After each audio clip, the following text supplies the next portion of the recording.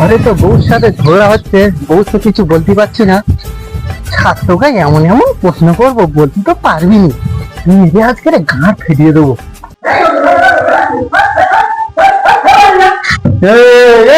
চেল্লামিল্লি করছি কেন? মাস্টার আসে, মাস্টার আসে। সব বই বের কর, আজ প্রশ্ন ধরবো তোকা।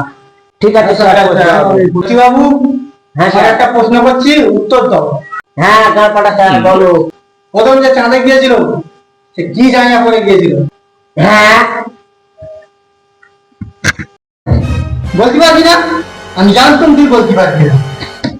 শেখো। ইয়াসিন, তুমি বলো এবার, প্রথম ট্রেনের টাকায় কে হাওয়া দিয়েছিল? কি গাড় ফাটা প্রশ্ন করছে, যা একটা বলে দি। রমনটা কি? রমন কি?